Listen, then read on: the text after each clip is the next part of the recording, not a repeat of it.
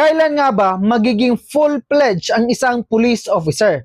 Kailan nga ba siya magiging permanent from temporary status to permanent status dito po sa PNP? At kailan nga ba siya magiging organic sa kanyang pagsiserbisyo?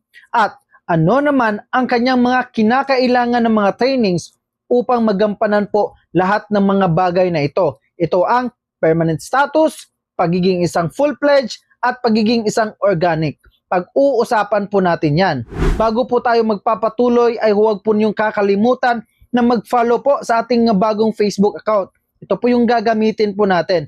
Kasi po, marami pong issue. Yung previous account po na siyang ginagamit natin. Ang una ay pag-uusapan po natin ang mga trainings po na dapat po i-undergo ng isang bagong police or tinatawag po nating patrolman or patrolwoman para po ma-achieve ang kanyang gustong status na magiging isang full-fledged police officer, pagiging isang organic, at the same time, ang kanyang status from temporary to permanent status. Ang unang training po na dapat i-undergo ng isang bagong pulis ay tinatawag po nating PSBRC or Public Safety Basic Recruit Course. Ito ay ang unang 6 months ng kanyang training. Siyang dadaan po ang isang bagong recruit na isang bagong patrolman sa mga dapat po niyang malaman sa pagiging isang pulis, ano ba ang mga standard nito, or ano din po ang mga basic na pang-military para naman ay meron po siyang knowledge para sa susunod po na dapat niyang magawa sa kanyang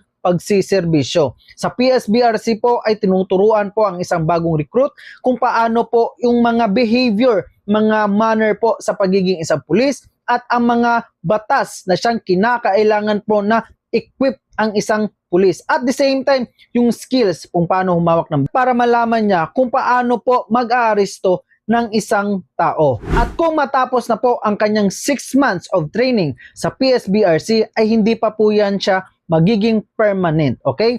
Temporary pa rin po ang kanyang status. At the same time, hindi pa rin po siya magiging organic or magiging full-fledged officer. At ang kanyang kinakailangan pong training, which is ang pangalawa na training po na dapat niyang i-undergo ay ang tinatawag po nating PSFTP or Public Safety Field Training Program na kung saan ang isang bagong recruit po or isang bagong patrolman or patrolwoman ay kinakailangan niyang matapos ang 6 na naman na buwan sa pagtitraining na kung saan ay meron po itong 3 phases po of training. Ang una na po dyan ay ang patrolling, pangalawa ay ang traffic, at ang pangatlo naman